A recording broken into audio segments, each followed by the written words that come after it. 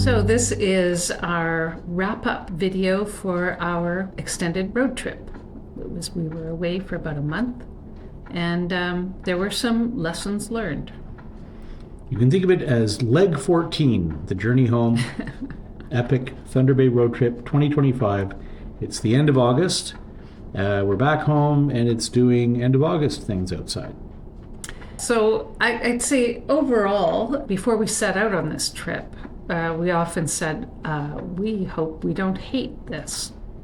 But now we can say, we did not hate it. We had a really good time. It was something that was so far beyond anything that we had tried before that we really had no basis for guessing how we would react to the entire experience. And I think we agree that it was really, it was wonderful. Mm-hmm. I think there were some things that we might do a little bit differently. Yeah. And that's, we'll mention some of those as we go along. But we have talked about how part of our trepidation was that we've done, 1 week trips before. And at the end of the week, it's like, okay, I'm ready to go home. That didn't happen this time. We think it's because of the change is as good as a cure sort of thing. So just change location, and then it's like it's a whole new world. So right. we didn't get tired of it. Just to recap, it was 28 days, 27 nights, 13 stops before heading home, 4,008 kilometers. So that's including, all of the towing and all of the side trips, all of the emergency trips to Canadian Tire and Owen Sound, all of those things. I crunched some numbers. We used a little over 650 liters of fuel at a cost of about $890. So the fuel consumption average, towing and side tripping, 16.28 liters per 100 kilometers, which is half as good as when we're not towing. Yeah. Yeah. So towing definitely runs up the fuel consumption. About 22.25 cents per kilometer, the cost of the fuel. Prices in Northern Ontario were pretty high, and you can understand why. Extra transportation to get the gas there. There was one place in Thunder Bay that our friend Chuck took me, where we got that from a very elaborate organization that was operated on a reserve, and we paid a shockingly low amount of per liter there, but overall it was $1.36.1 was the cost of the fuel on the trip. So whereas around here, especially in the evening, you're paying less than $1.30. So the last fill up that we did was at our local Esso, just to kind of round things off and start the trip the way we started, with a full tank of gas, and I think it was $1.25.9 maybe. Mm-hmm. So that was certainly part of the expense. There's a lot of extra planning that went in. I think we talked about it in leg number 1, some of the extra planning that we had to do. I would say we did not over-plan. No. All that extra planning was super useful, good thing to do. Yeah. So keep that up and start early. Yeah. Just to kind of recap, we wanted to make sure that we knew where we wanted to go, what was available where, how far were the various options apart from one another. We tried to plan gas stops because some of the areas we're going to were quite remote. We planned where to get food. We played around a little bit with some options in terms of where we go, because it was some out and back. We did divert on the way back via a different route. We turned south at Espanola and went back through Manitoulin.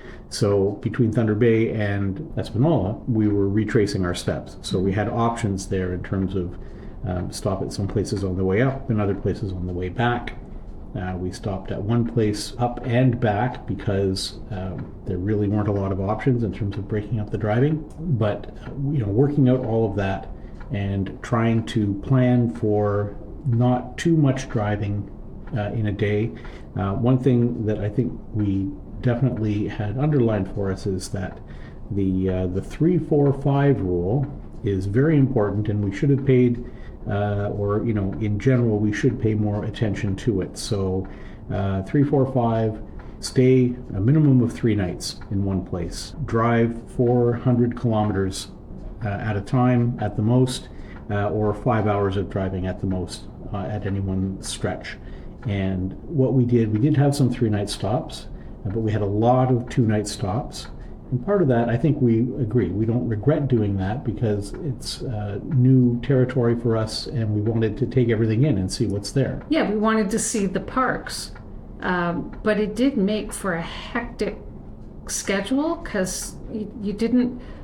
I mean, sometimes you only needed that one full day to see what you wanted to see in the park, but that then doesn't leave you a day to just relax and get caught up with laundry or get caught up with your book or whatever.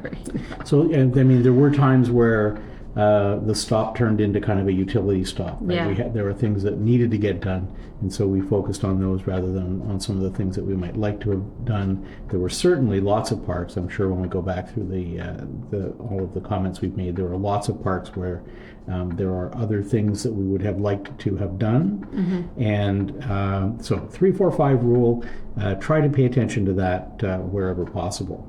Having said that, it's not a problem, I think, to have just a quick overnight stop, especially if you're someplace that maybe doesn't have a lot of points of interest, or if it's someplace that you're very familiar with. Yeah. And are happy to kind of skip through to get to the good stuff, or at least the new stuff. Right, which was the case with our first stop, for example. And we did that once on the way back, and I think it's a reasonable strategy. Another thing I think that we should try to keep in mind when we're picking places to go, stop in places when you can that are close to shopping for food, for gas, any rainy day activities where, especially if you're staying for a little while and you run into some weather, you might like to have something to do to just to get out of that a little bit. The other thing I think we can say about a 3-night stay is we know that now with considerable experience, 3-night stay has 0 tank anxiety, either, whether it's fresh, gray, or black. And we know also from some experience now that once you get to 4 nights, you have to start paying close attention to what you're doing. And if you're on vacation, you don't want to have to be paying too close attention to anything other than being on vacation. Yeah, but I've become fairly adept at conserving water when necessary. But it's just nice to know that you don't really have to do that for a 3-night stay. And in fact, one of the things that occurred to us, and this is something else that we certainly didn't do it on this trip, being a 13-stop trip, but something that we might think about doing in the future is if there are maybe a couple of places that are relatively close together but relatively far away from home, do 3 nights in one place and 3 nights in another place. Yeah. And having that break in the middle lets you do some of the trailer stuff that you need to do, and also gives you a little bit of a change of scenery and cuts down on all of the getting there and getting back. Yeah. And it bears mentioning something that we brought up earlier in the season. We noticed that if you can find a serviced site in the midst of, or at least adjacent to, some unserviced sites, then there's a pretty decent chance that you'll have improved privacy because the unserviced sites are less popular. And also generally less noisy. And lit up. So something else that out of necessity that we implemented was setup scenario number 2, and that is a minimal setup situation. We did it for our first night because it was just an overnighter, and at the time I remember feeling quite put out by the whole thing because it was so unusual. But now it's become kind of part of our repertoire of things to do. And we did it again when we were going to have a rainy morning to pack up. And so we just decided to pack up all the outdoor stuff in the sunshine the day before. And that worked out really well. And just different scenarios. Sometimes it's just not worth doing the full setup with a canopy and an outdoor kitchen and all that. It's really helpful to adjust according to your actual needs at a particular park. Yeah, having that situational awareness when we're setting up and tearing down I think really helped us to have less drudgery, less of the stuff that you hate to do, like packing up wet. Keep that in mind, even for, a regular single stop trip. Yeah, for sure. And the other thing we learned, having packed up all our outdoor stuff because of the rain coming on leaving day, the rain on leaving day at one park was considerable. We packed up in a downpour, and that was just getting the trailer on the hitch and winding up the electrical cord, and we still got soaked to the skin. So waterproof, not resistant, waterproof raincoats are on our wish list. The other thing I think that we haven't done in the past that we did this time, and it's, I think, worth including in the planning process, is finding things to do on the way to wherever you're going. Mm-hmm. So we did that several times, just moving from one park to the next park. We met Canyon as an example of that, but there were other places where even we just may not have been aware of something, but noticed the sign for it and thought, oh, that looks like that could be interesting. So it's a nice way to break up the drive, and it's a nice way to see little gems along the way. So look for those. It just does take some caution, though, because you have to research, can you get there with a trailer? Can you park with a trailer? It's worth going carefully in that regard. And even with We Met Canyon, what we didn't know going there is that you had to drop the trailer on the way. Something else that we found was important to do was to pay close attention to park alerts at the next stop before you leave the previous stop. Mm-hmm. So in some cases, these things can change a little bit. We had one park where at the beginning of the trip, everything was fine, but by the time we were going to get there, they had a boil water advisory. So we had to make sure that we were full of water before leaving the previous park, because we weren't going to get any when we got to that next destination. And there are other things too. There are parks that had fire bans that came on just because of the weather in recent days, that kind of thing. So always a good idea to have a look at the park notices and park alerts before you head out there. And you can't necessarily count on doing laundry, for example. If you're at a point where doing laundry is really important, it might even be worthwhile to call ahead to the park, because I don't know if they would necessarily post about that, but sometimes their laundry machines are out of service or non-existent. The non-existent you would be able to find out online, but the broken down not necessarily. So if you're really desperate to do laundry, check ahead. Another good tip for making the drives between places go smoothly is to pack a lunch. I mean, a lot of places that you go, there's a squat and gobble along the way, but you may not find it easy to park there, or you may not want to subject yourself to that all the time. So pack a bit of a lunch. If you can find a spot at the side of the road, a couple of places we found, a big commercial parking lot somewhere that wasn't busy because they were closed for the weekend or something, and we just were able to pull over. Or we used the tourist stop in Wawa, I think, both on the way there and back. At the Wawa Goose, and there were some others that were quite nice. And barring that, like you said, some place that's got a gigantic parking lot that they aren't using. Right. Part of the planning process that was completely new for me, being the food planner, planning for a long trip. My normal camping plan involves preparing ahead most of the dinners and just having them frozen or easy to put together. But you can't have 28 days worth of frozen meals prepared in a tiny little freezer. Unless you're eating very light. Yeah.